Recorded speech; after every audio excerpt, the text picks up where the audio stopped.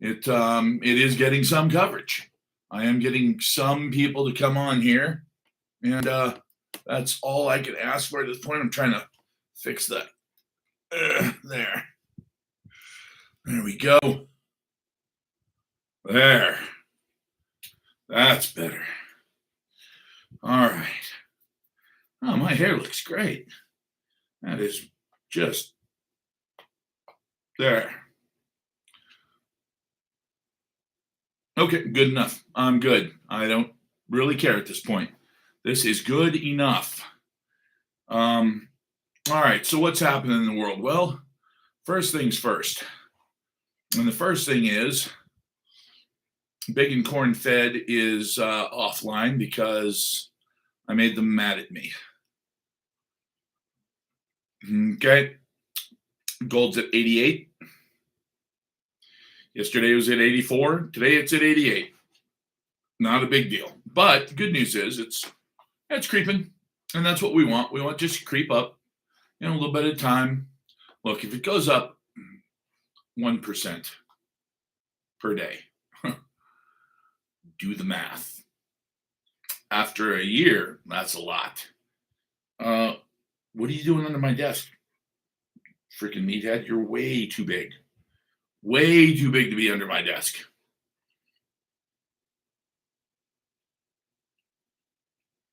He just puts his face on your hand and then just waits for you to notice that his big, huge head is on your hand. Come on, get out of here, you big meathead. Back it up. Back it up. Come on, come around. Come over this way. Get over here. Come on. I let one of my dogs in my office tonight. It was his reward for not barking. Good boy. Let's see. What's going on in the world that we should know about? Nothing much. It's pretty quiet. It's pretty damn quiet tonight. I mean, World War III. Looks like Israel probably break out some nukes here pretty soon. But other than that, until Japan, Kerry, unwind. Oh, Kerry, unwind. I get it. I was like, John Kerry?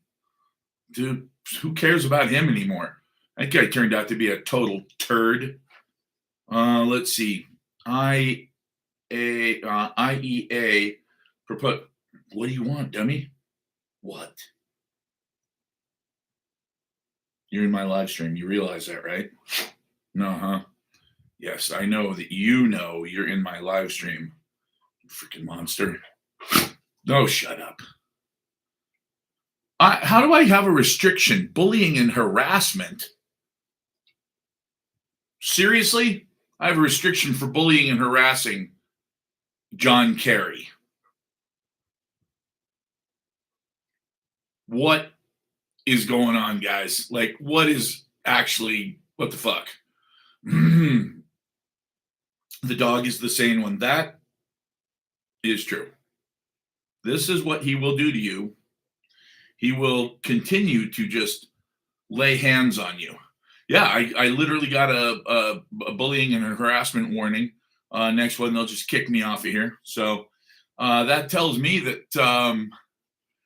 I should go for it because I'm not going to be on here long tonight. And that's okay because I'm hungry. Be nice to your dog. Yeah, I guess. Is that the bullying and harassment? Is that what you're talking about? Well, you should have gotten your ears cropped when you were young, and that way you'd look like a Doberman. Now he just looks like a hound dog. A big, huge, 100-pound hound dog. Dobermans aren't supposed to get to 100 pounds. That's the weirdest thing. He's a 100-pound Doberman. He's a monster. And my German Shepherd, same thing. 90-something pounds. Like, that is way bigger than the average shepherd. The first thing people say when they see my shepherd is, "Does your dog bite?" If you don't get the joke, it's surely not worth me explaining it because it was funny at the time. So, okay. Well, I got my first restriction and went from 100 and something people on here to 30. Boom. That's what happens when you, I guess they are big and corn fed. That's what happens when you harass your dog. Miss Kitty Nancy. Too bad there's not a picture to go with that profile because it could go either way. Could go either way. I'm just saying. Um, okay, seriously, get off me. Go lay down. Go on. Go lay down over there. Quit. Get. I love you too. Go lay down. Lay down. Okay, good boy. Sit. Good boy. That's perfect. It's halfway down to laying down, isn't it? Oh, he doesn't know lay down. He knows sit. And that's only because, well, dog biscuits. Well, and steak and hamburger and stuff. I do feed him an egg once in a while too. Well, more than once in a while. Just about every day. Anyway.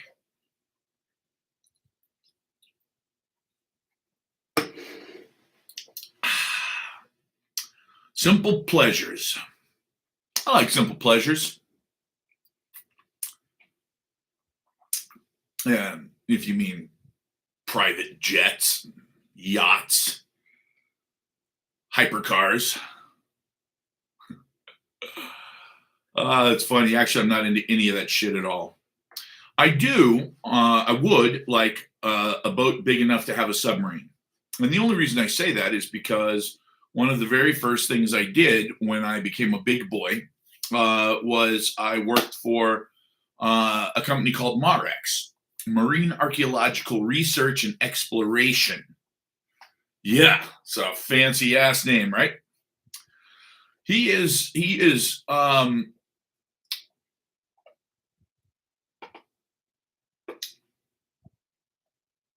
interesting.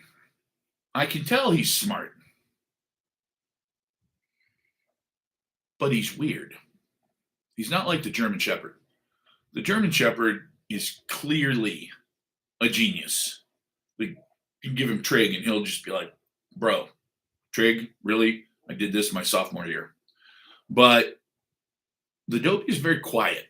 He just sits very close to you, like right now. He's right next to me. And he's managed to find some rice that I dumped on the floor. Dry rice, not cooked. And he's quietly chomping on that.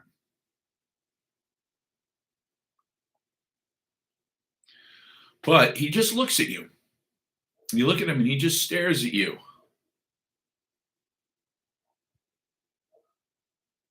Oh, by the way, the reason he's inside is because my German Shepherd has decided he wants to bark at everything today. So he's outside.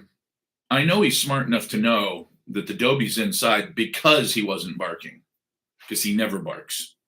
He just doesn't bark. I don't think I've ever seen him bark. That's a weird one. He doesn't bark.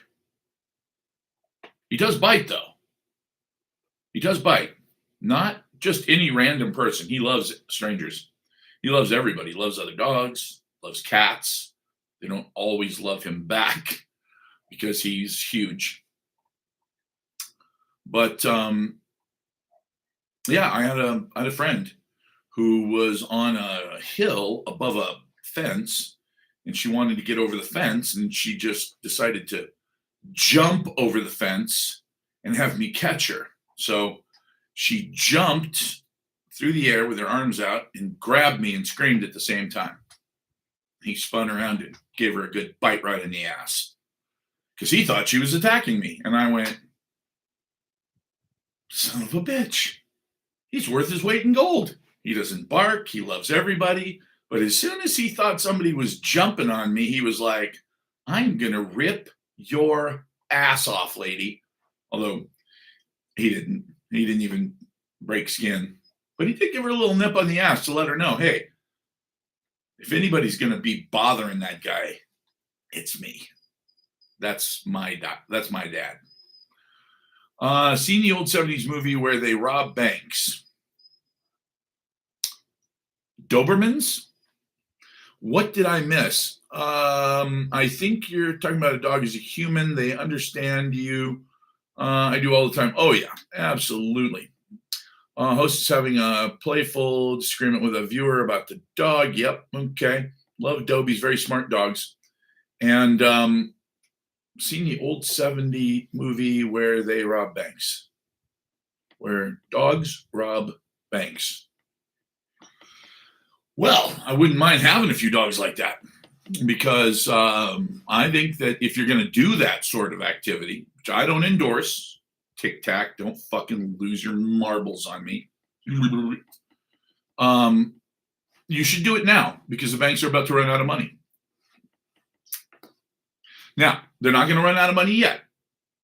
I will explain, and I'm going to use some big words. So sit down, grab a cup of coffee or an energy drink. I know it's late. Shut the fuck up. We got stuff to deal with here. This is big.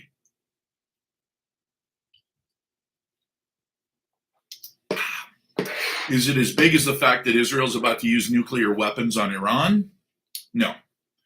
Is it as big as Israel is about to do false flag operations all around the United States and Europe? No. Does Iran or does Israel understand that by doing the Samson option, by actually using a nuclear weapon, that they will become international pariahs? Yes. Yes, they do. Do they understand what is a false flag operation? Really? I thought after 9/11, everybody knew what that meant. It means you attack yourself and then you blame your enemy. So, something like 9/11, where it seemed like everybody that was involved in that was either in the CIA or Israeli. It's like Israeli or CIA. Oh, except for the 15 hijackers. 15 of the 19 were Saudi Arabian, which is really odd because I thought Saudi Arabia was our ally, but they're not. We have nobody in the Middle East that's our ally. But after what's been going on there for the last 70 years, there's no reason for anyone in the Middle East to like us, period. There's just no reason. It's idiotic to think that. So a false flag is when or you can attack a friend, like the way that, Israel attacked us. So, once you do that, though, when you blame a common enemy, now you've not united everybody. So, there's a lot of false flags that have happened in the past that we've proven were false flags, and just misinformation in general. The sinking of the Maine, for instance, was a great one because there was absolutely no proof whatsoever that somebody blew up that ship. As a matter of fact, it looks like it was sparked by an empty coal bunker. Coal dust is extremely explosive once it gets knocked up into the air. And it looks, based on the wreckage, like it blew out. So it wasn't sunk the way that the Hearst newspapers showed that it was. But because the Hearst newspapers ran coast to coast, by the end of the week, everyone in the United States was screaming, "Remember the Maine," and saying that we needed to go to war immediately. All right, well, just invented that war out of thin air. But it was handy at the time, just kind of like this one is for Israel, because obviously if they're not at war, look what happened. Like, you had Gaza. And Gaza was a lot of fun for the Israelis while it lasted, but there's only so many kids to kill. So you kill misinformation. Misinformation about what? The Maine? Okay, well, I guess I'll just go and look it up. USS Maine. Okay. Let's see. The USS Maine was a U.S. Navy second-class battleship that exploded in Havana Harbor on February 15th, 1898, killing over 260 sailors. Okay, not misinformation. The explosion, blamed on Spain by American media, acted as a catalyst for the Spanish-American War, with the rallying cry, "Remember the Maine."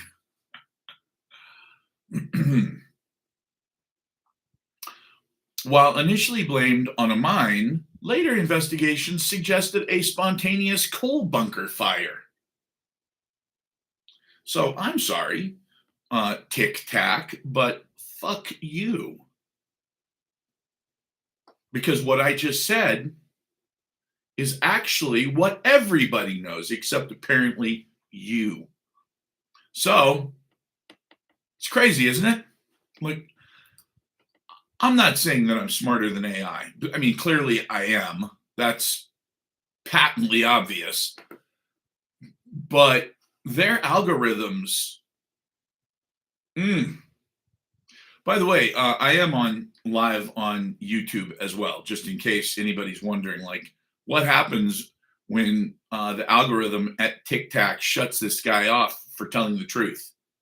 I'm on YouTube under Big and Corn Fed as well. And if you're wondering, I got to figure out where to hang this, but it's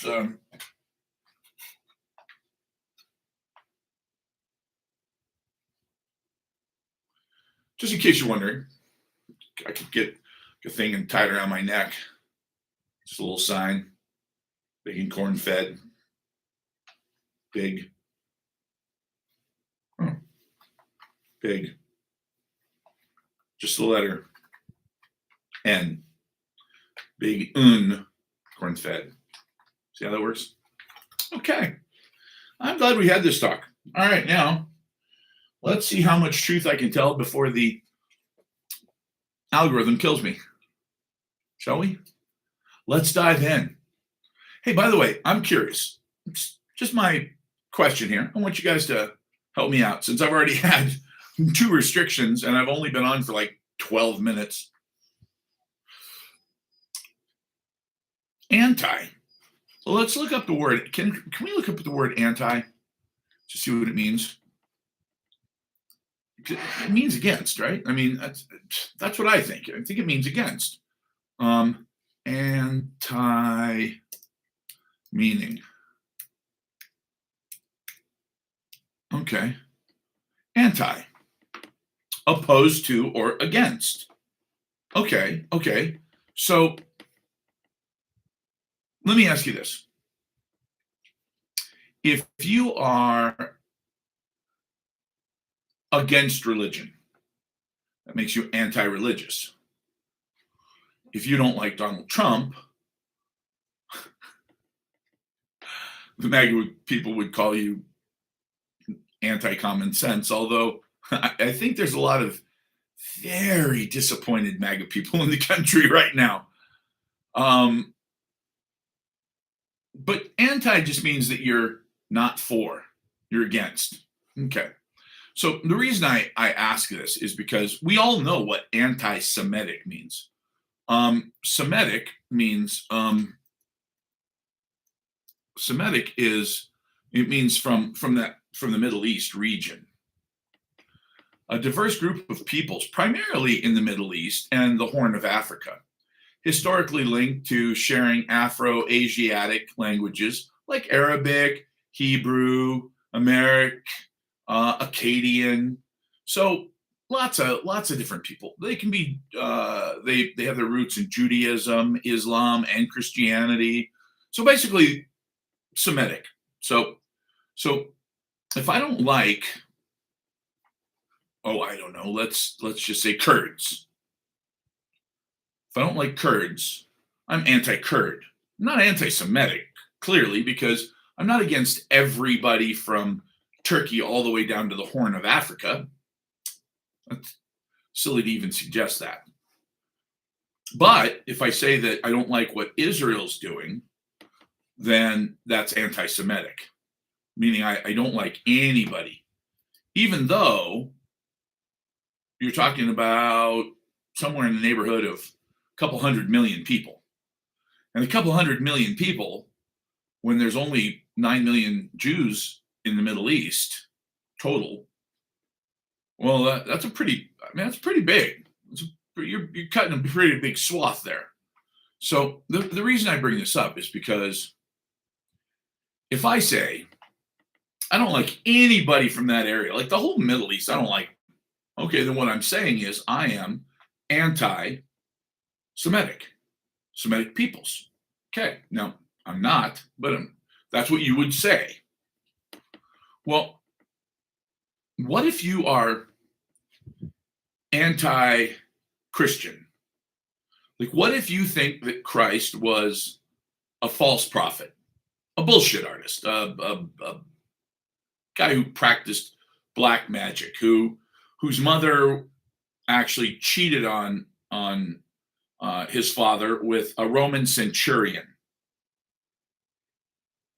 That's pretty anti-Christ, right? See what I did there? Well, no, it's not atheist. I mean, Dennis, I think you're being a little American centric here. There are other religions. Atheist means you don't believe in God. I think that there are a lot of Muslims and a lot of Jews and a lot of Hindus, Taoists that believe in a higher power.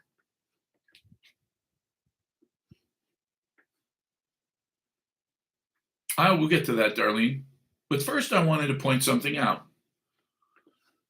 It says in the Talmud that Jesus is a false prophet. He's a liar. He's a cheat. He's a thief. He's a bad guy. They're very anti-Christ. Now, think about what I just said. Does that sound anti-Semitic? Because you got me kind of over a barrel here, folks. Like, how am I supposed to say what's in the Talmud? Because the Talmud is extremely anti-Christ. They hate the guy. If you walk around Jerusalem with a cross hanging out of your shirt, you'll get spit on. You'll get kicked. Little kids will kick you. Now, would little kids kick me? Are you kidding me? I mean, I look like a fucking Yeti. I'm 6'7" and I weigh 320 pounds. Yeah, they'd kick me. How would a kid get away with kicking me? Well, because if you touch them, you're going to jail because you're in their country. So you don't dare talk back to them. You don't dare confront them about what they're doing, even if they're spitting in your face. You just walk on. Well, that's pretty anti-Christian. That's very anti-Christian. And there are thousands of videos of this happening all over the internet, all over. They're in YouTube, they're on X, they're everywhere. Just punch in Jews spitting on Christians. So that makes them anti-Christ. But if I say that they're the anti-Christ, I'm not allowed to get a government contract ever again in the United States. Now, in Israel, they don't want me talking like that, so they would punish me. Even though it's true, I'd still be punished because you're not allowed to say it out loud. You're just supposed to act like you hate Christianity. You're not supposed to say you hate it. So, what exactly am I supposed to do? That's what I want to know. I don't understand. I don't want to be anti-Semitic. I can tell you that I've got good friends right now that are Lebanese. I was in the Marine Corps with Private Abrahamson, and Abrahamson. I mean, and he always joked about his big Arab nose. And good-looking kid, but he did have a big nose. But he used to joke about the fact that the reason his nose was that big is because he could smell oil. I'll never forget driving through Orange County, California with him once. And he was like, you smell that? And I said, smell what? And he goes, I smell oil. And I said, man, would you quit with that shit? I know you're from the Middle East. You can smell oil, blah, blah, blah. And he was like, no, I actually smell oil. I was like, I don't smell anything. He goes, yeah, you do. You smell it. And I was like, I smell something kind of dirty, like acrid. He goes, yep, that's it. That's crude. And I said, where? He goes, I don't know. Pull over. We're on PCH in Huntington Beach. He gets out of the car. He walks up and he looks over a fence. He has to crawl up the fence a little bit. And he looks over and he goes, I told you. I go over to the fence and I look over. Sure as shit, there's a couple oil derricks just chugging away. And he goes, I'm from the Middle East. I can smell oil, baby. We go back in the car and took off. Here's my point. I love the guy. He was absolutely hilarious. When he said unsat, it made me laugh every time because he was so serious about it. And by the way, super cool guy. Had his shit together. Outstanding Marine. Out fucking standing Marine. So he was a good friend. Now, the guys who own my favorite restaurant, Five Brothers, they're all my size. And I'm not joking when I say my size. I'm like 6'4", 6'5", somewhere right around my size. They're all, big, built like fucking outhouses, big dudes. And they're all from Lebanon. And they're super fucking cool dudes. Like some of the nicest guys I've ever met. So you can't call me anti-Semitic because that's absolutely not true. Half my girlfriends have been Jewish. A couple of really fun ones were actually Persian. So I love me some Iranian girls. They the pretty ones do really look like Jasmine from Aladdin. So but there's this thing that keeps popping up with me. And that is that the ultra-Orthodox Haredi Jews, they hate Jesus and they hate me and they don't think I'm human. They don't consider me to be a human being. I'm subhuman. My soul is actually not the same as their soul. They have words for it. Their soul is called one thing. It's the soul of a human being. And they have another word that's a soul for animals. And they believe that all animals have a soul, like Lou here. Lou's got a soul, right? Don't you, buddy? Yeah, Lou's got a soul. Now they believe that I don't have a human soul. I have the same soul as my pup here, and that God made them the only people who are actually humans, and and then burdened them. I'm not joking about this. This is not misinformation. This isn't even my opinion. This comes directly from someone who grew up an Orthodox Jew. They feel that God has burdened them with the responsibility of taking care of us. They have dominion over the animals. It says so in Genesis. Well, they have dominion over us. Now, once they take over the entire world, then they will be able to, it's not slavery. Like, would you call your dog a slave? You don't call your dog a slave. Do you have your dog perform tricks for you? Yes. Does it enjoy performing tricks for you? Of course it does. It loves you. When you have your horse pull a cart, do you call your horse a slave? No. Is it a beast of burden? Of course. Just like us. Now, when I hear these things from people who are scholars, I say to myself, if they're anti-Christ, and I say they're anti-Christ, I get in trouble for that. That's anti-Semitic. But they're the ones saying it. Like they're telling me that that's the way it is. You see my quandary here?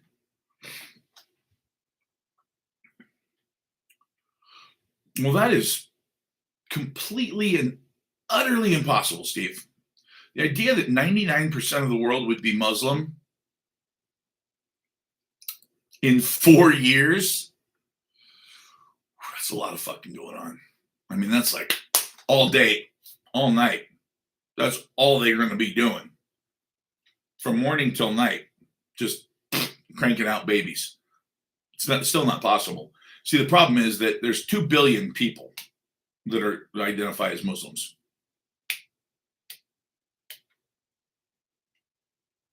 8 billion people in the world. See, the math ain't mathing, because you would literally have to have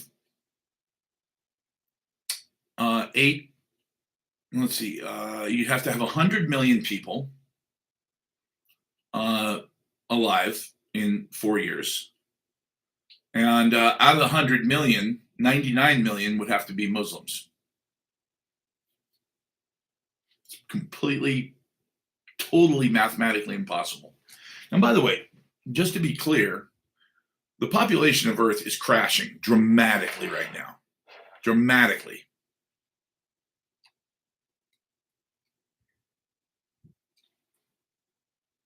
Now, I get it. You're saying, well, wait a minute. The amount of Muslims is going up. Well, yes, that's by birth, not by conversion. There are actually thousands and thousands of people who leave Islam every day. I believe the Bible say North Israel will burn. Well, think about this, Dennis. It is right now a 5-year prison sentence for anyone caught videotaping and uploading anything in Israel. So if it's you and your friends inside a room, good. If you're videotaping in a bomb shelter, no bueno.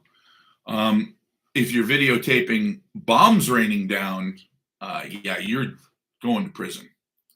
Are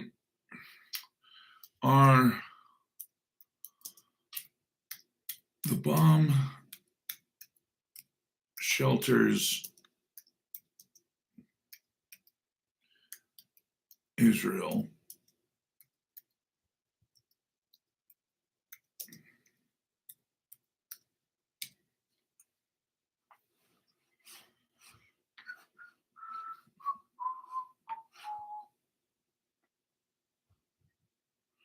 Whoa, 1 in 3 Israelis does not have shelter from missiles. Wow. That's crazy. Let's see here.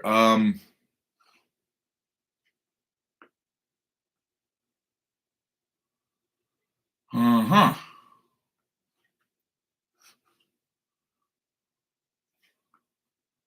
Wow. Okay. Okay. So here's an interesting one.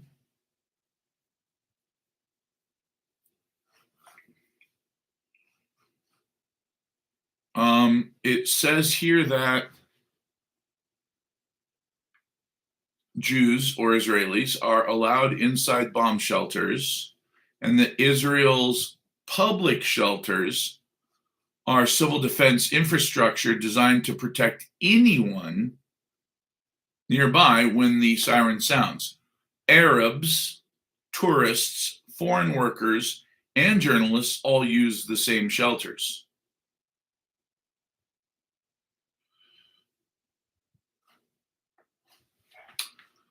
Israel bit off more than it can chew. That is a fact. But what you have to understand, CJ, is the bigger question is, did they bite off more than the United States of America is willing to chew? Because we can win this war. All we have to do is commit 100% of our military to it. 100% of our military. Not just dropping bombs. The B-1B Lancer? Are you fucking kidding me? It's a 1970s design, bro. It's not even that stealthy. we're not going to win this war by dropping bombs. We're certainly not going to win this war with artillery, because we can't get anywhere near them with artillery because, well, part of the country, the part that's right up against the Gulf, is all mountains, and then the other part of it is so far north that if we try to get across the mountains, we're kind of screwed. If we try to come in through the western end, through the mountains, again, we're screwed. If we try to come over the top through whatever stand is the closest, who gives a fuck stand, then they're ready for that too. The US use nukes? Of course not. No.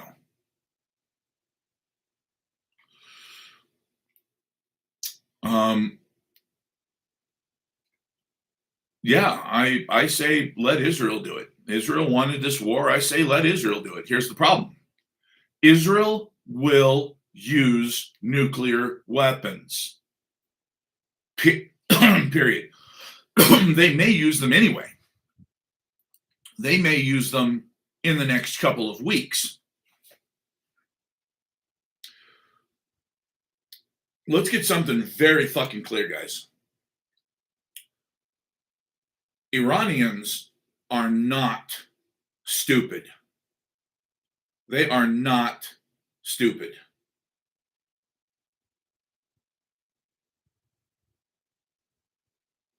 Israel and the United States are losing this war already. So,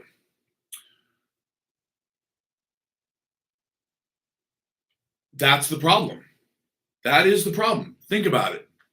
Now, okay, and by the way, I know this is hard to do. Stop thinking like yourself, especially if you're a woman.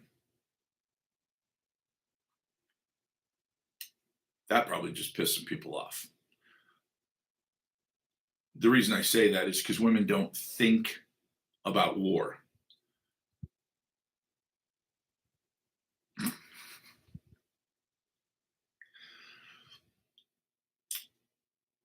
Now, are women clever? Yeah.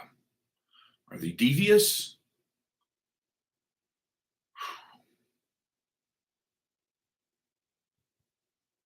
Are they unbelievably full of wrath and destruction? Well, let me just say this. Satan has nightmares about women. Yeah.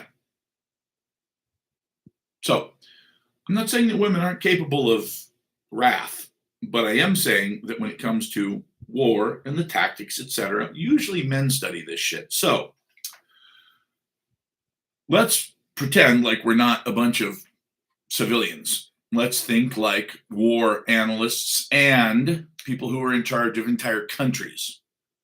Not just a guy with a beer saying, fuck it, I'm going all in, goddammit. Okay, so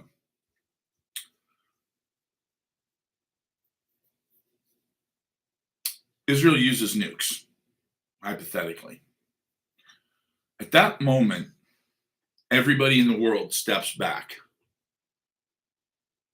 I am just a guy with a beard. It's true. Everybody steps back and says, okay, what the fuck just happened? At that moment, everyone in the world takes a beat. You pause and you go, okay, two paths here. These two paths diverge in the forest. Why would they use nukes? Polly, they will be destroyed by Iran. Okay, look. Israel, Iran. See the difference? Israel, 7 million people. 7 million people. who are funded completely by the United States. They own nothing of their own. By themselves, they are completely worthless and harmless because they have nothing. Yes, they have 300 nukes, but other than that, they don't manufacture anything of any value. All they do is defense work, spy stuff, electronics to invade your privacy. That's what they're good at. They're the ones who came up with the body scanners at the airport that everybody knows are extremely toxic. Well, now I'm not going to say that because I'll get booted off of here in a heartbeat, but I can't say that I disagree with you. So you've got this huge one and this tiny one.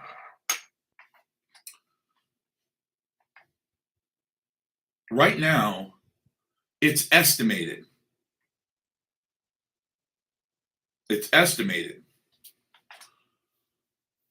that Iran still has thousands of missiles. Thousands of missiles. It's also estimated, are you sitting down for this? Because this comes from a guy who does work as a military strategist for the Pentagon. MAGA dude, not so much anymore, but was. He said that the estimate inside, well, it's close. He heard that they have somewhere upwards of 80,000 drones. Now, he said that because they're manufacturing them overtime right now, they may have hit 100,000 by now. Think about what I'm saying. 100,000 drones. Now, in the front of these drones, some of them have what looks kind of like a disco ball. And that disco ball that's in the front of them is designed so that when radar hits, it scatters. Now, why do you want to scatter radar going back to, say, an Aegis system or a THAAD or whatever? Because when you scatter it and it goes back, they look up and they see on their satellite, on their screen, on their radar, they go, "Oh shit, that's a big airplane. That could be a bomber coming in. That's at least a decent sized attack jet of some kind. Maybe it's one of our old Tomcats that they're reusing, or an F4 or something, but it's big." No, it's not. It's actually tiny. But because it's got this little disco ball, drones, 20,000 drones. But the number I heard as of this morning from a Pentagon advisor was 80,000 drones. 80,000 of these little plywood and aluminum drones that have these little disco balls, so they send out a huge image. Now, on radar, even on our good Aegis radar, we see a huge airplane. What are you going to you're not going to intercept that? Are you kidding me? You're not going to intercept that? Of course you're going to intercept it. You have to intercept it. You can't take the chance that that's a drone. Or maybe you just stop intercepting them because you just know they're all drones. At which point, Iran starts flying good old-fashioned F-4 Phantom jets from the Vietnam fucking War. Because nobody's intercepting them anymore, because they know that they're just wooden drones. Do you understand? No, damn Skippy, I don't have a lot of shit. The Pentagon has a lot of ifs and maybes. Israel has a lot of ifs and maybes. I'm just telling you what's going on over there.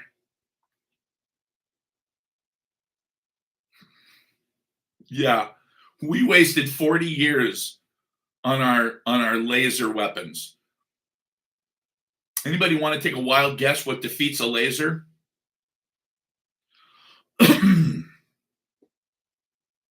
I know that probably the very first person is going to nail this, and it's pathetic. Yep, Jimmy, you're absolutely fucking right. A mirror. Well, what does that mean? Well, that means that you just put chrome on the outside of your missile. Make it shiny. Make the tip of your missile shiny so that when they point a laser at it, the laser beam just bounces off like a fucking mirror. How stupidly simple is that? Are you telling me that nobody thought about that for 40 fucking years when we came up with the Star Wars program? What? I knew about this 12 years ago. 12 years ago. A buddy of mine who works at the Jet Propulsion Laboratory out in Pasadena, next to Caltech, where he was a professor. And he said, look, man, it's all bullshit. Our directed energy weapons, they're bullshit. They don't work on rockets. And I said, what do you mean they don't work on rockets? And he goes, well, how do you defeat a laser? And I said, I don't know, make it hit a mirror. He goes, right. And I was like, oh, you're shitting me. And he goes, no. Highly polished exteriors. That's it. So, and by the way, do I know anything about that? Yeah. See what I do for a living? Silver. It's the most highly reflective metal in the world. Do you have any idea how fucking hard it is to use a laser to engrave a coin? I know, because I wanted to make my own coins. I wanted to put cool slogans on them. And when I found out how unbelievably high power the laser has to be to etch something that shiny, I went, right. Star Wars program. Lasers don't work on shiny stuff.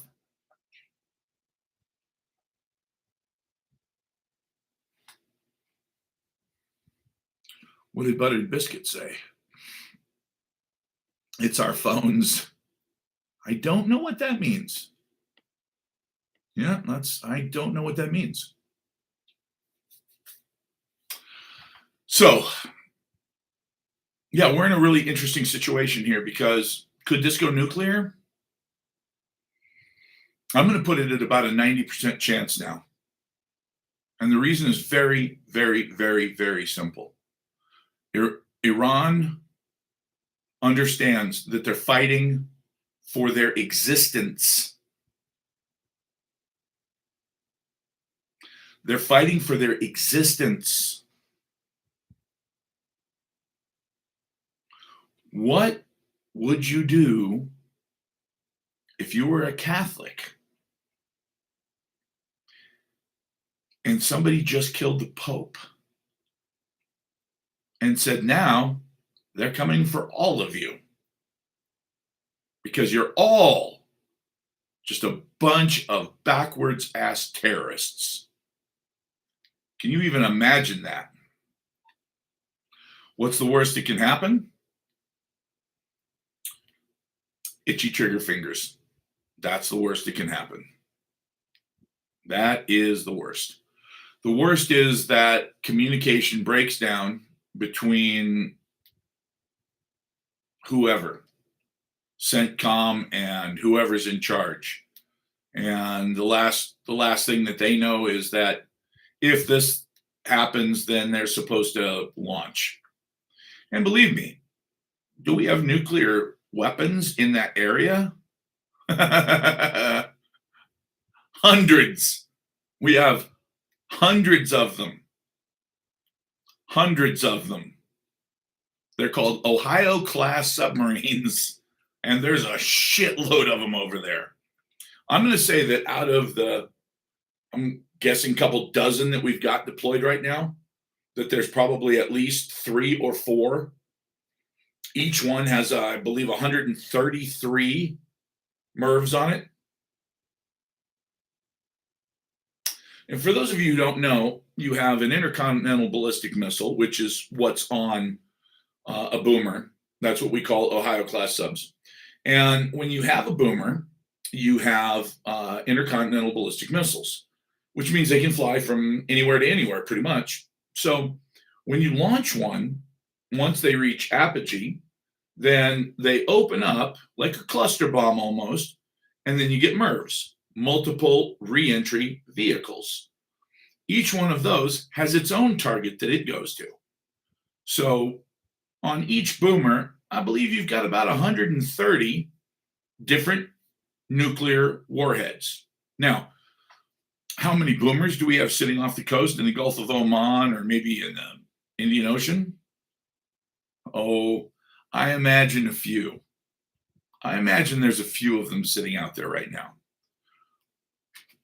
What happens when, yeah,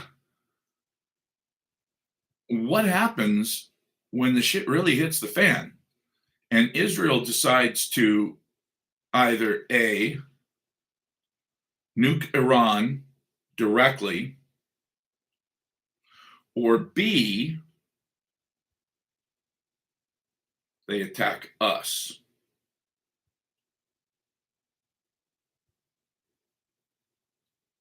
Now, when I say they attack us, I don't mean Iran.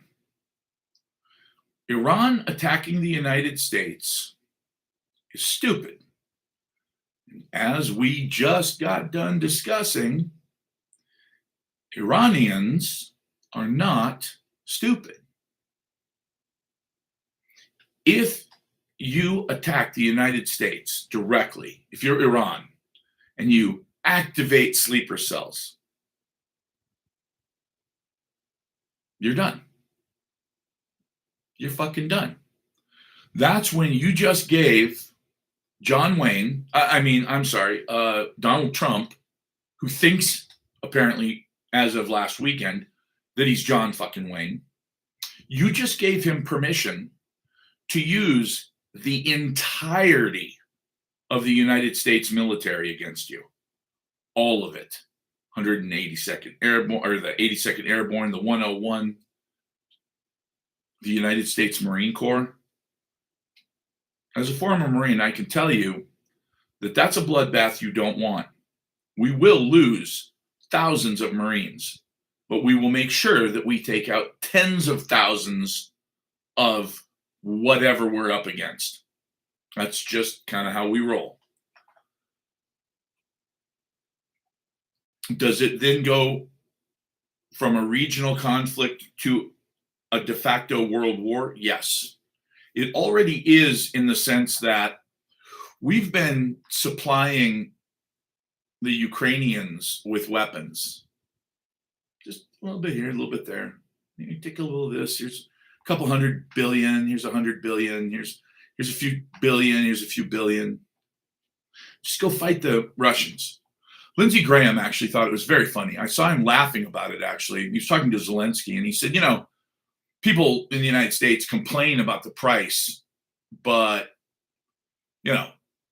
we're hardly spending any money at all. And we're killing Russians, and we don't even have boots on the ground. And he started laughing.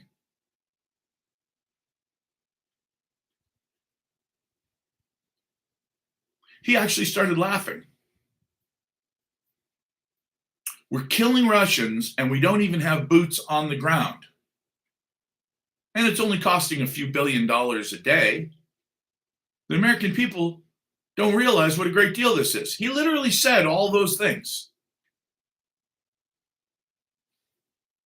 What the fuck? What? You're talking about us giving weapons so that we can kill Russians. What exactly? Why are we even there? Why are we doing that? That's not our war. Why are we in a fucking war? What? You know what? Fuck this. We're going to elect a guy who swears to God, no more wars. I don't know if you voted for him for that reason, but that's why a lot of people voted for him. They were like, yeah, he's got a potty mouth. Yeah, he's, I wouldn't trust him with my daughter to babysit. But you know what? He's going to end wars. And that to me is the most important thing. He's going to cut taxes and end wars. Cut taxes, end wars. One really does kind of flow into the other. If you end all the endless wars, well, you don't need all that tax money because you're not spending $1 trillion a year on nothing but defense. defense. Well, obviously none of that came out to be true, but here's my point. Russia is now in this really interesting situation, don't you think? They can just give a little bit of help to Iran. Just a little bit of help. Oh, my pleasure.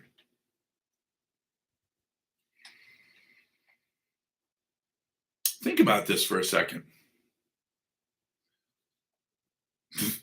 The Russians can now just put a little bit of money into Iran. Right? Kill Americans. They don't even have to have boots on the ground. Oh, talk about the fucking chickens coming home to roost. Talk about blowback. Talk about what goes around comes around. Holy shit. Well, wait a minute. Why are we even in this war? How important is it that we defeat Iran?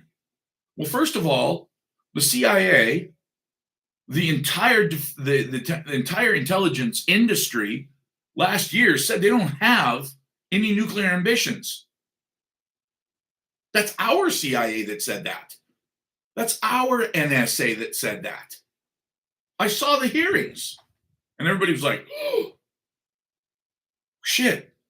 Did the director of national intelligence just say that Iran has no nuclear ambitions? Because what's going to happen with Israel now? Yeah, you see, the fitness guru knows all about what Iran's secret plans are. Because clearly, if you work out 4 times a day, you understand what their real nuclear ambitions are. And they probably know exactly where that base is hidden to. So here's my point. The director of national intelligence says they don't have a nuclear program. Okay, cool. Oh, your family, which means you didn't. So yeah, you're excused. You can go back to working out and trying to show off those fakies on the internet. My point is this. The director of national intelligence says there's no nuclear proliferation. And then a few months later, we bomb the shit out of them. And the president steps in front of the camera and says, that's it. We obliterated it. Now, I'm not stupid. I knew at the time what was really going on. I saw that, hey, they bombed a couple of empty buildings. And by the way, it was widely reported that they told the Iranians, get the fuck out of those buildings. We're going to bomb them. Okay, well, you know what? Honestly, I think that's cool. Because look, why kill innocent people? So they bombed these empty buildings, and then they said, that's it. They don't have any nuclear program left. So tell me again what we're doing. Why did we have to go in there and do this?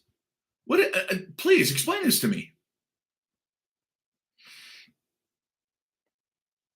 Because it looks to me like we did this because Israel told us to.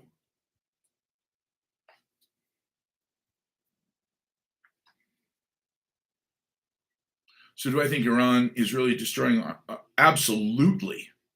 Absolutely, no question. No question in my mind. I've seen the footage, and Bahrain it looks like Gaza now. And you see all of the Bahrainians, which, by the way, are all Shia Muslims, and they're all standing out there cheering as the bombs are raining down on the military base. It sucks. Well, yeah, come on. They always make money on war. That's what they do. Look, this whole thing is it's so obvious. It's so obvious. You can bury your head in the sand. You can lie. You can pretend like you don't see. But you have to. You have to see what's going on. If you don't see what's going on, then you really I can't, like, I don't know how to help you. Look, I get it. My IQ is off the fucking chart, and it's totally just a pain in the ass most of the time. They say that like 116 is perfect. Anything over that, you start to not be able to connect with people properly. And I get that. Believe me, I don't get invited to parties. And the reason I don't get invited to parties is because I can't make small talk. I don't give a fuck who's going to the Super Bowl. I don't care. I don't know who plays Major League Baseball. I don't even know the name of the teams. Diamondbacks. That's who is in Phoenix. I don't know these things. I don't care about these things. I don't identify with these things. But what I do know is that when I dive into something, I dive into it and I find out what is going on. And I do have the ability to use discernment. So when I realize that we, our intelligence community, we have 19 different intelligence agencies within the United States. That's a lot, I know. But when our intelligence community agrees that they, right now, like last year, this year, they have no nuclear ambitions as far as enrichment. Do they want a nuclear power plant? Yes. Is a nuclear power plant dangerous to us? No, not at all. Can you use a typical, say, heavy water reactor for enrichment? No, you can use a fast breeder reactor, a liquid sodium reactor, yes. And that takes some really nasty, dangerous shit like plutonium. But like if it's just a heavy, even a light water reactor, just like what we have here in the United States, a lot of what we have here is what's called a GE Mark 72. Now, a Mark 72, they were actually designed in 1972. Slow down. I know you're about to go, what the fuck, really? They've been updated a lot, but they're still kind of old school. You know, they're certainly not thorium, but they work. You know, look at something like Palo Verde here in Phoenix. It's been out there just cranking its ass off, and it's pretty safe. It really is pretty safe. That's what they want. Okay. Well, now, that's weird, right? Like, why would they want energy when they have so much oil?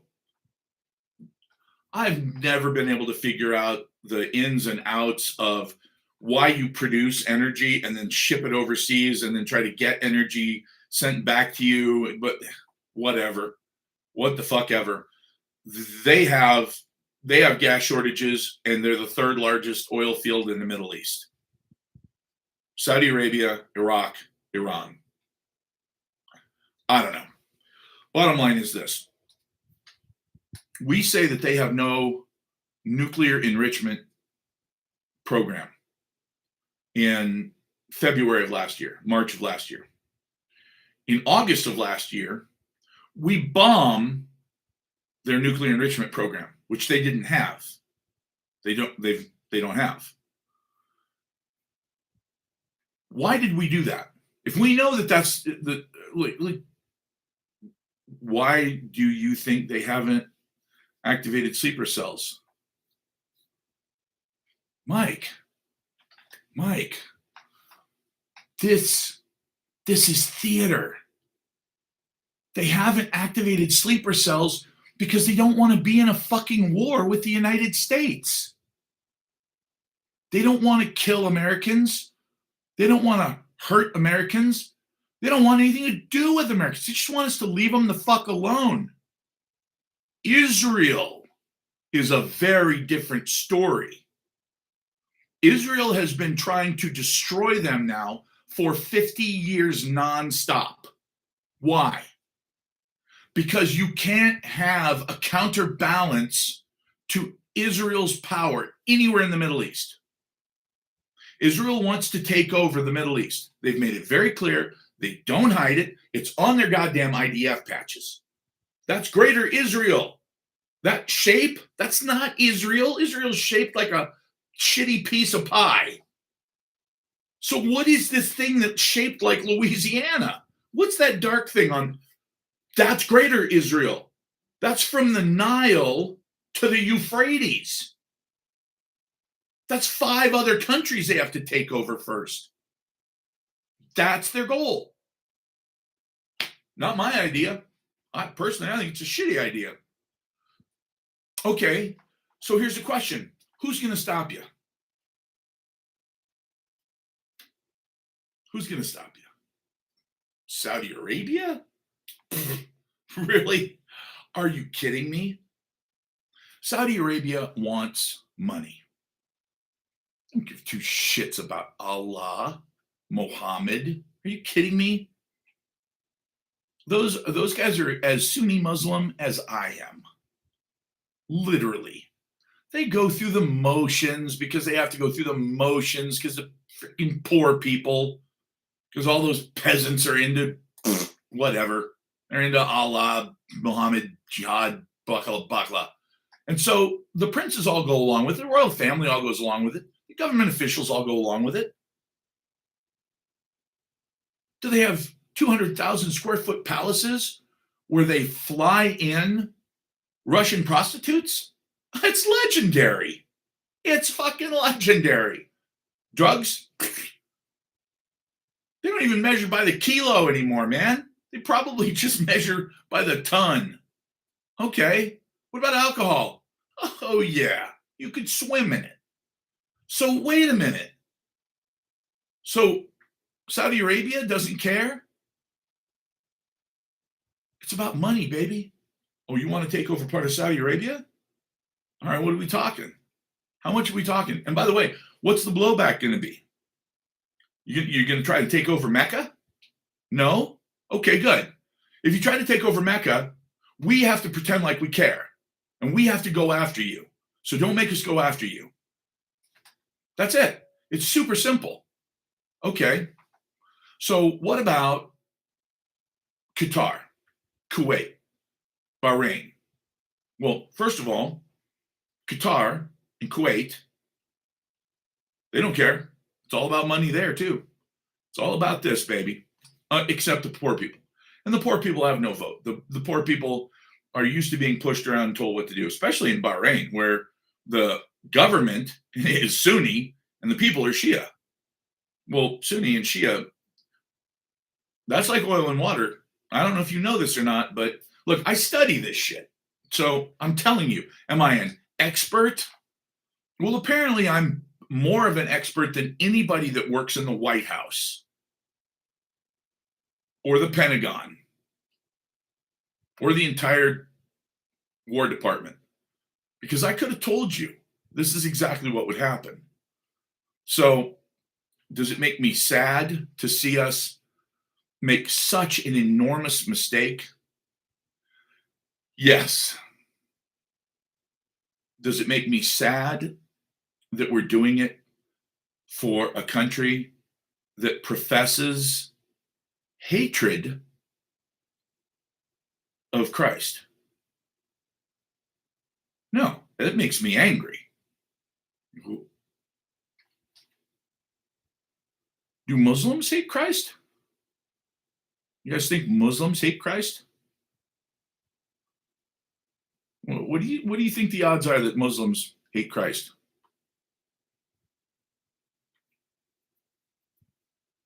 Oh yeah, it's a good point, Jude.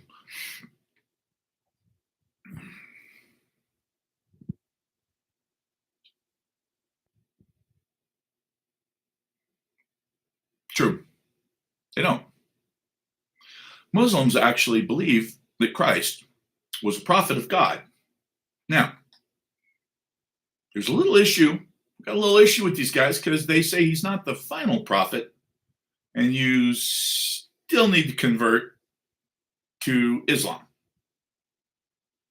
Now, if you don't, they have a religious tax that they put on you. And if they get their religious tax if the country that you live in, the Muslim country, is ever attacked, they don't ask you to go to war or your children. You don't fight in the army. They fight for you. But you do pay a little extra tax. Okay. And by the way, you have to live by their rules. So if you're Christian, cool. Don't be slapping pork. Don't be slapping pork on the counter, in a public place, because that's offensive. Other than that, though, yeah, we're good. Now, let me ask you this. How do the ultra-Orthodox and the Orthodox Haredi Jews feel about Christ? Does anybody know their actual exact opinion of this guy we call Jesus Christ? Why didn't you put Hill in front of that there, hillbilly man? Because you're an idiot. No. Personally, I don't like Islam. The Mohammedans. Oh, CJ, you're so wrong. But you're close, but you're still wrong. That's right. Christy, you get the door prize. A weekend with me. That's not exactly a prize, is it? Oh, well, forget it. Yeah, they actually believe that Christ is burning in a lake of shit. Harassment and bullying? What, just because I called him a hillbilly? He's a hillbilly. And by the way, yes, they do say that he's burning in a lake of excrement and that he was a false prophet. Yeah, they hate him. We love the TikTok shop. I'm not sure that's going to help me get more people on here, because I got a funny feeling we're heading for zero. That's what happens. No, it's not. John, you are absolutely correct. And it is what it is. What can I do, man? You tell the truth, you get booted. That's just the way it is nowadays. Truth is, yeah, that's true. I will be on YouTube. So if I get kicked off of here, I'm still on YouTube. Truth is definitely not popular in a lot of circles nowadays, unfortunately. So the bottom line is, we're in a situation right now where this could get completely out of control very quickly. This war could really go nuts. And then what? Then what do we do? Because remember, they're going to ask. The truth is a unicorn on here. That's a fact. They're going to ask us to make a lot of sacrifices for this war. They are. They're going to ask us to make a lot of sacrifices. They're going to tell us to.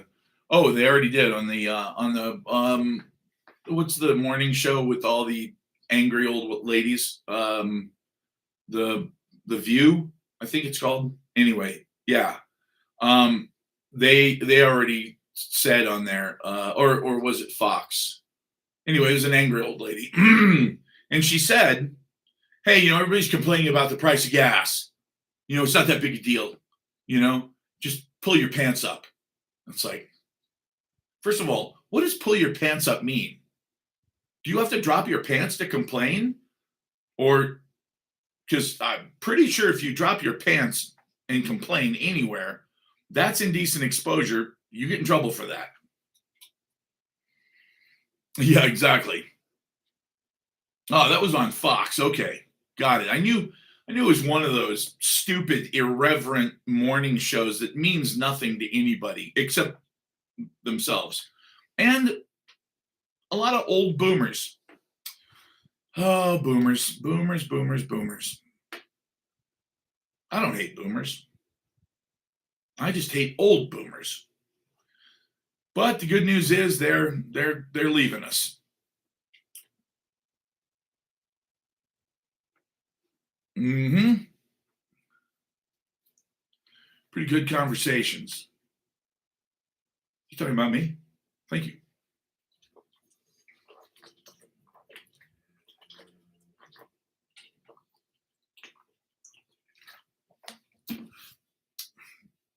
I like how he told the Chinese not to worry. We'll escort them through the Hormuz. You realize, of course, that Iran already told China that they were allowed to pass through the Hormuz unmolested. Why? Because they're friends with the Chinese, and the Chinese aren't trying to destroy them. And the Chinese buy a lot of their oil. So they said, hey, guys, you want to go through the straits? Go for it. Just let us know ahead of time. We won't blow you out of the water. And oh, by the way, you want to send one of those carrier groups through U.S., you go right ahead. We probably won't even notice it go through. Hell, we're just a bunch of dumb sand people. Go on, send one through. Huh. We haven't fallen for that one yet. So, oh yeah, Russia. Russia.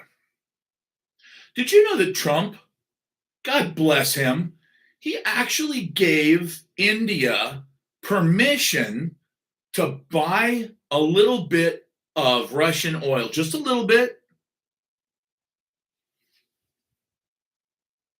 Who the fuck does this guy think he is?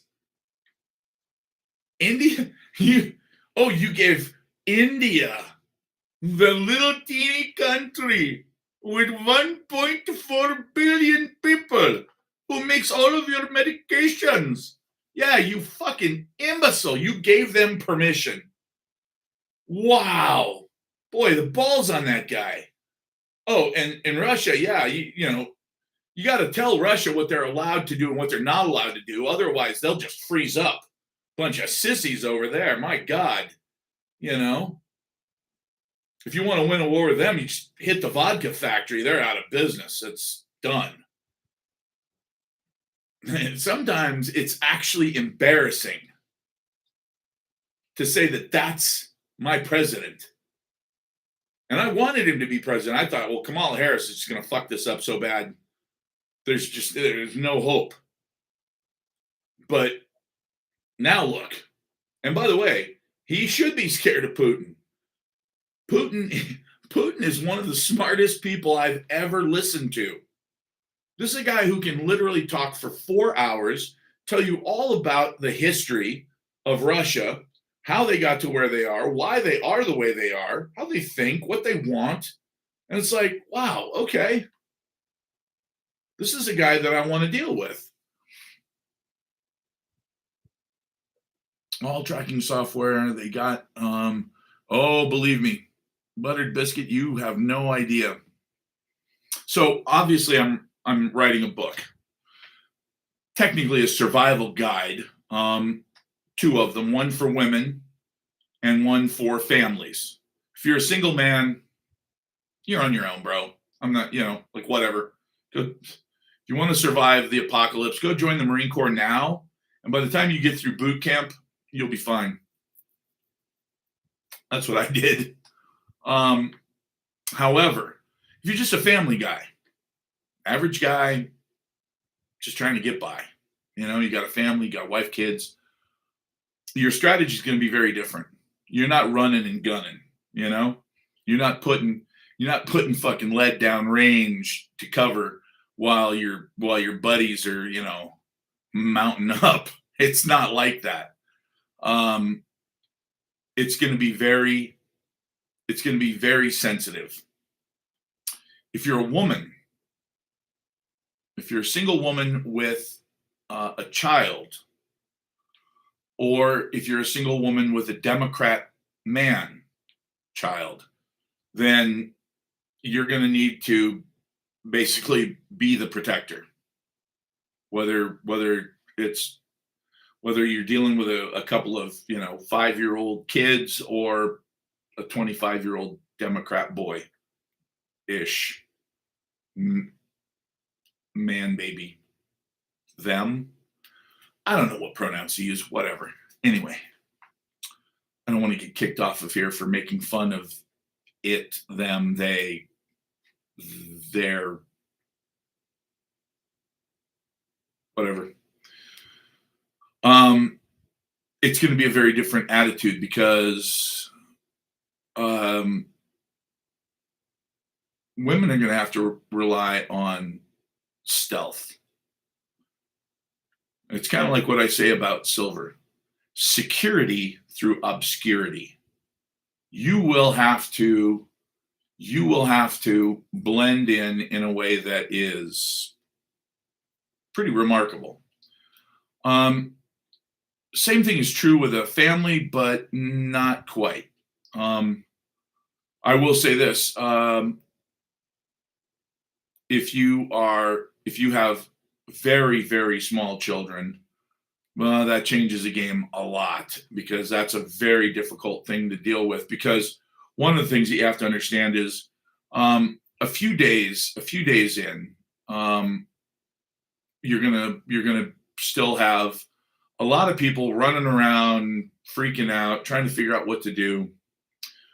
Within a few weeks, you're going to have extremely desperate people who are willing to, kick in your door, search your house, that type of thing. And so, you know, being able to make your house look like, A, there's nothing to take, and B, being able to stay very quiet is critical. It's it's almost like, what's it called? The quiet something, the silent quiet. I forget. Anyway, it's a hell of a movie. It's about the whole movie. They have to be very quiet. Can't believe I don't remember. But that's, again, that's how my brain works. Um, Quiet Place, right? Thank you, Jesus. With yes, exactly. Like, it's survival is going to be very interesting. The Pentagon, the let's see here.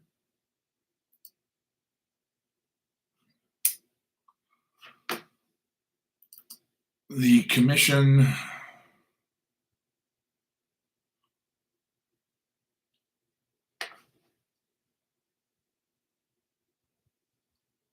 what do we call this? The report of the commission to assess the threat to the United States from electromagnetic pulse (EMP) attack. Critical national infrastructures. It talks about SCADA systems and a bunch of other stuff. Super boring. It's unclassified now. It's a total of 208 pages. I have read it actually several times now, and I will read it again, and I will keep reading it until I memorize it. And the reason I'm memorizing the entire 208 pages is because it's that critical. Pardon the pun, critical infrastructure, but it is that critical. So a SCADA system, to give you an example: supervisory control and data acquisition systems. That means that these are the systems that run power plants, pipelines, things like that. If you hijack a SCADA system, like I believe somebody did a few years ago, the Millennial Pipeline, I think it was Millennium Pipeline. I believe that was an attack on us. If you hijack one of these systems, you can make it do all kinds of really bad stuff. If you simply knock the system out completely, it's just as bad, because all of the critical infrastructure that turns things on and off, reroutes certain things under certain amounts of pressure, whatever, it just quits working. Well, if it quits working, you're in big trouble. Yeah, there won't be any phones. First of all, if you have an EMP or a solar flare, and by the way, the other thing that I'm working on right now is an app. I'll have the app running hopefully next week, and I want everyone to sign up for it. It's going to be $1. It's just $1 a month. I'm not trying to make money on it. I just want enough people on it and this is not an app that I'm going to use for advertising. I'm not going to sell anything on it. I'm not going to give your name to anybody. There's only one purpose for this app. If that app goes off on your phone, you'd better look at it, have its own ringtone, etc. Because if that app goes off, something major is happening. It is literally just for disasters. Now, am I going to get into tornadoes and where your zip code is? I'm probably not going to do that. I may. It depends. It depends on how many people sign up.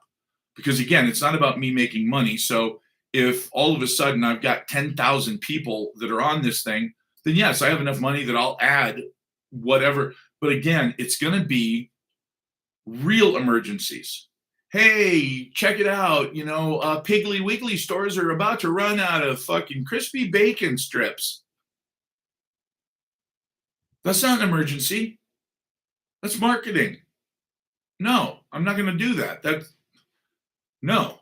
If this thing goes off, it's, hey, I just watched a solar flare, or I'll give you one that's right now that I'm watching that scares the shit out of me. A coronal hole stream, which behind it is a huge filament. And if a filament erupts, it can throw just as much as a massive coronal mass ejection. But this filament, right behind it, coming around the LEM right now, are a huge amount of solar activity. So we got a shitload of sunspots coming around with a huge filament in front of them and a coronal hole stream. Now, what does that mean to you guys? Probably nothing. A coronal hole stream will increase the amount of solar activity that's coming towards us, okay? Because when the corona has a hole in it, all of the radiation, all of the energy from the sun gets pushed out at us faster. Now, what does that do? That pushes everything between the sun and us out of the way as this mass comes towards us. As it hits us, what does it do? Well, if it's a coronal hole stream, probably not a lot, but it did just clear out in its wake a bunch of dust and solar particles. So now what does that mean? Well, that means if that filament behind it snaps and throws a couple 100 trillion tons of superheated plasma at us, instead of having to push its way with a bow shock through all of that stuff to get to Earth, it can zip right through empty space because everything's been pushed out of the way. And it'll get here a lot faster. And of course, behind that, well, that's obviously sunspots are something to concern yourself with. Doesn't mean panic. It doesn't mean stay up at night. It just means watch them. And if they're super massive and if they're extremely complex, then yeah, watch them a lot. Yeah, the solar, the smart meters on your house, they won't be gone until probably day 2. The first day, what'll happen is fine electronics. So there's three waves. Number one, the A wave, or the whatever you want to call it, but I call it a wave. The A wave is very quick. It's intense, but it's a burst of electricity. Now, it can fry all kinds of very fine electronics. Okay, not electrical systems, but electronics. So it might fuck up your TV. It might fry your phone. They say that it can knock out up to 18% of cars. Okay, so it's dangerous, but it's not catastrophic. The B wave of a coronal mass ejection, or EMP, is exactly the same as lightning. Well, lightning doesn't mean shit to us because we've already basically manufactured everything for the last 100 years for lightning strikes. Everything's grounded for lightning strikes. Even airplanes are able to be hit by lightning and still fly because we've always known that was a concern. The C wave. The A wave can get here in as little as 19 minutes. The B wave, hours. The C wave may take an entire day or two. The C wave can last for hours. And what happens is the intensity of the superheated plasma converts into energy and it overloads long lines.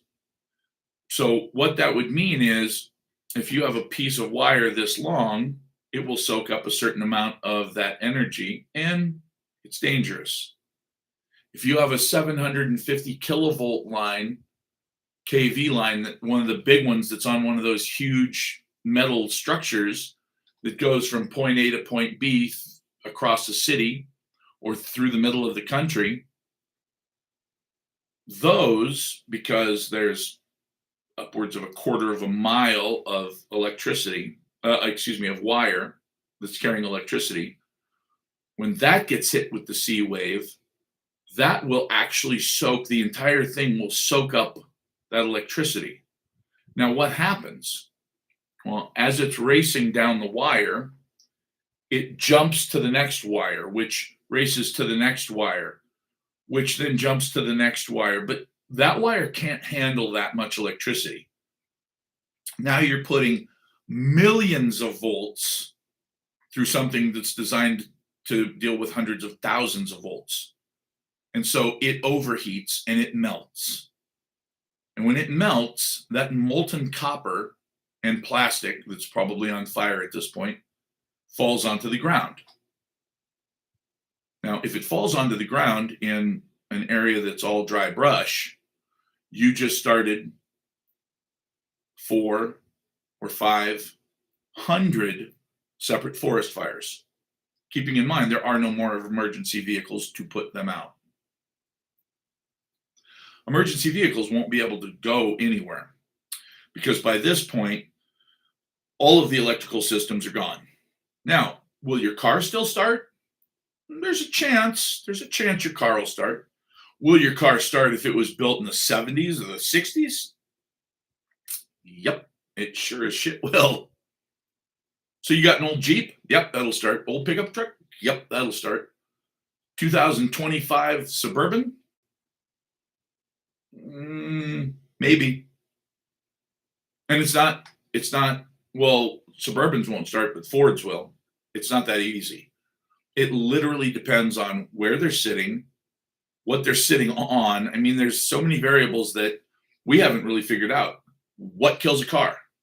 We just know that 18% of them die the first day. Well, if you're out in the middle of nowhere, no, it's more than that. And see, that's the thing, is that some of them the GPS will go. Some of them, the lights won't come on. Some of them, the windows won't roll up and down, or the AC dies. But one, maybe all of those things, but they still run. Some of them, you turn the key, nothing happens. And we don't really know why. But we just know that each type of car, and by the way, I should mention this because it's pretty important. This study was done on cars between 1992 and 2008. So if you have a car that's newer than 2008, I have no idea. It's all a computer now. Taco meters. You know what, Buttered Biscuit? I want a taco meter. I want a taco meter. I want a meter that tells me how many tacos have I had today? Because I can tell you it's not enough. There aren't enough tacos in the world for me. I know, you meant tachometer. But even a tachometer is actually kind of worthless because it just tells you what the engine speed is, what the engine's turning over at. The reality is we don't know anything about how EMPs or solar flares are going to affect our new cars. They're just either going to work or they're not going to work. Yeah, well, that's the thing. Some of those software systems are going to last and some of them aren't. Now, does it depend on what latitude you are? Maybe. What direction your car is pointing? Probably. Whether you're sitting on blacktop or concrete, who the hell knows, man? That's the problem. We're trying to figure that out now, but we do know that 20% of cars will die. Another 30 or 40% will have glitches, but they'll still run. So if you're out in the country, who cares? Where will get your, how do you get my app? I should have it done by this coming week. Just send a bug and they're done. Well, yeah, that too. But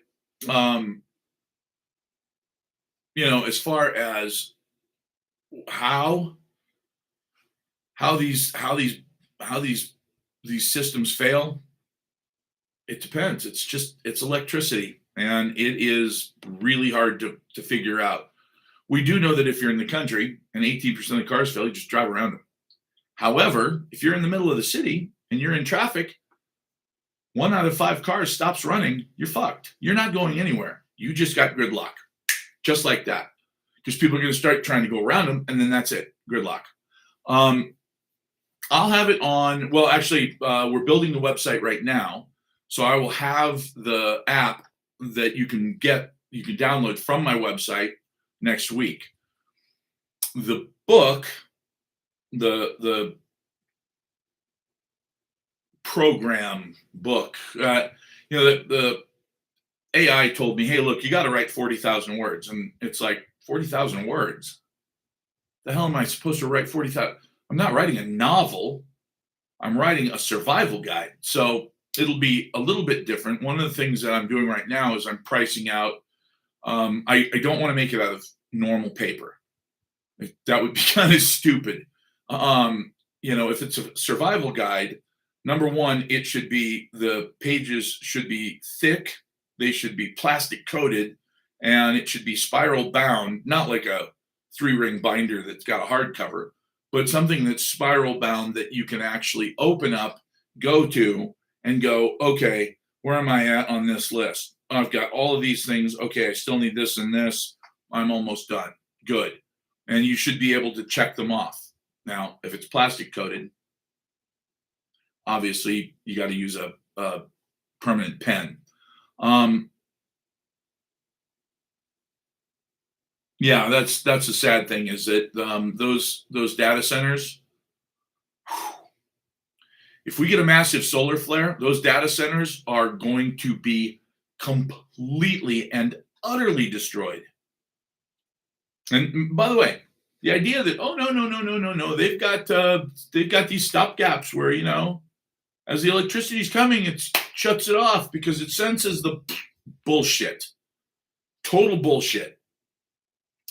When you have a massive solar flare that's that size, have you ever seen electricity arc 5 feet, 10 feet? Lightning, 30,000 feet. Lightning, electricity can arc. So when they say, oh, no, because when we shut it off, there's this space, and then we've got it. No, you don't have it grounded correctly. It's not the way it's going to work. So this will all be explained. And the other thing, on the website, when you get the book and then you get the app, the other thing that I'm going to include is updates constantly. So I'll give everybody plenty of videos as well about things like I started laughing. I had to laugh. I just thought it was fucking hilarious.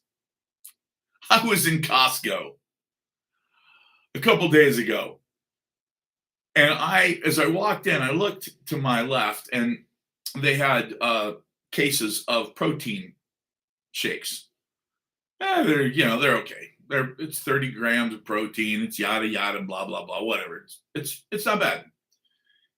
But they had, as Costco tends to do, hundreds of cases stacked up, probably 20 feet in the air. And that was just the vanilla. And then they had the strawberry. Then they had the chocolate. They must have had They must have had 2,000 or 3,000 cases of protein, just shakes. And I looked at that and I thought, Costco. Now, if you live next to a Costco and you have, and this will be something I talk to you about, if you have a few people that are close to you that you rely on, and initially this will sound crazy, so tell them, you know, that it sounds crazy. Hey, look, I know this might sound nuts, but just in case, you know, because it's a crazy world, right? Everybody's going to say yes to that. If the electricity ever goes out, if the grid really goes down, like in a big way, I just want you to know that, you know, I got your back. You know, I think that, like, there's a few people on our block here who are like-minded, and we should just be prepared to, like, take care of each other. Okay, cool. You have that conversation. Maybe have them over for a few beers or a football game or whatever. Once that's done, then you can start getting a little bit more serious, you know. And you know, again, don't make it sound like, hey, look, we're going to build this huge bunker underground and we're all going to go live in it like gophers. No, you're not. That's not going to work. Without individual space, without having your own privacy, without having your own deal, it's not going to go well. So, but let's say that you're a block from a Costco. Yeah, guess what? If the shit hits the fan and all the lights go out, your cell phones don't work, clocks don't work, nothing. The radio's not playing. And you realize, like, oh shit, this is really serious. Like, this is really going down. Yeah, going over to Costco for a little visit might not be a bad idea. Personally, if you live close enough, I would think that taking over Costco would be a very good idea because, again, I saw the entry points and the exit points, and there's only a couple entry points. Pretty cool place. Now, how much water do they have? A lot. Cases, hundreds of cases. How much durable goods? They've got to have 10,000 cases of snack bars and protein bars and beef jerky and whatever else. So that's the kind of thing that you want to think about. Now, that may not be something that you can do. On the other hand, if you can see the Costco sign from your back door, yeah, that's definitely something to think about. So anyway, all right, I'm going to call it a night because I am hungry. I have not had breakfast, lunch.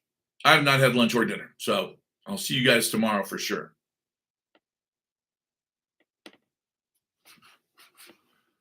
All right, 2,000 viewers. Oh, 40 new followers. Okay, I like that. I like it. And 13,000 likes. Okay, cool. Well, you know, considering I get kicked off of my other main channel. Yep.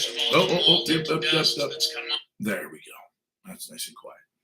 All right, guys. Well, yeah.